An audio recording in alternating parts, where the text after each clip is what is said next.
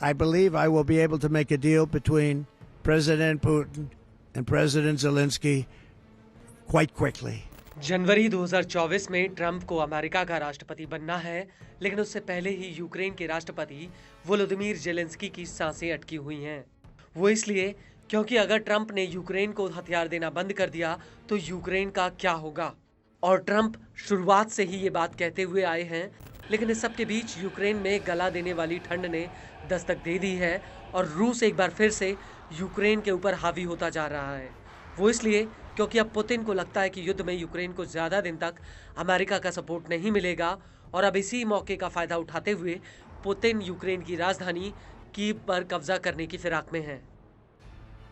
और इसी कड़ी में रूसी सेना ने पूरे यूक्रेन पर ड्रोन और मिसाइल हमलों की झड़ी लगा दी है और इस बार रूस का निशाना सीधे कीव के बिजली घर हैं, जिन पर पुतिन ने ड्रोन और मिसाइलों की बरसात कर दी है। इसको लेकर न्यूज़ एजेंसी रॉयटर्स ने यूक्रेन के ऊर्जा मंत्री जर्मन गलुशेंको के हवाले से कहा है कि दुश्मन का आतंक लगातार जारी है। एक बार फिर से पूरे यूक्रेन का ऊर्जा क्षेत्र हमलों की चपेट में है। रॉयटर्स के मुताबिक इस साल रूस ने पूरे यूक्रेन के बिजली घरों पर 11 बार हमले किए हैं, जिससे पूरे देश में बड़े पैमाने पर नुकसान भी हुआ और लंबे वक्त तक बिजली भी गुल रही। और अब 13 दिसंबर 2024 को इस हमले की वजह से यूक्रेन में बिजली के इस्तेमाल पर अतिरिक्त पाबंदियां लगा दी गई हैं। यूक्रेन की बिजली कंपनी यूक्रेनगो ने इस बात की जानकारी दी है।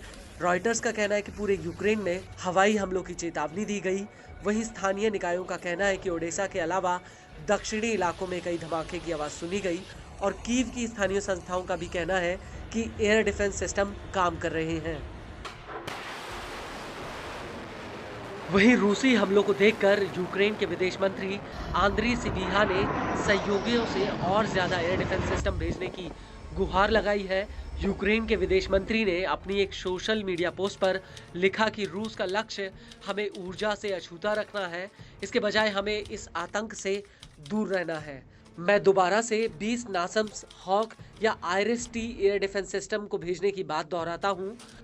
वहीं इस सबके बीच रूस के रक्षा मंत्रालय ने इन हमलों को लेकर एक बयान जारी किया है, जिसमें उसने कहा है कि रूस के ये हमले यूक्रेन द्वारा रूस के भीतर अमेरिकी एटमस मिसाइलों से हमला करने का जवाबी हमला है।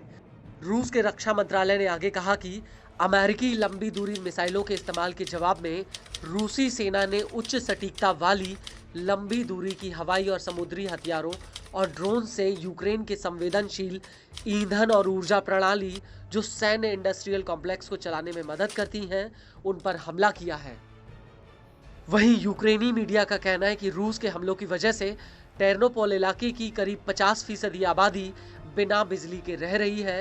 रूस के हमलों को लेकर द की पोस्ट का कहना है कि रूस ने यूक्रेन पर हमले में शहीद ड्रोन इस्तेमाल किए हैं। इसके अलावा पुतिन की सेना ने MiG-31K जेट से यूक्रेन पर किंजल मिसाइलें भी दागी हैं। यह मिसाइलें पश्चिमी यूक्रेन में आकर गिरी हैं। इसके अलावा क्रीमिया से भी रूस ने बैलिस्टिक मिसाइलें फायर की हैं। आपको बता दें कि रूस ने ऐसा ही हमला 28 नवंबर 2024 को भी किया था।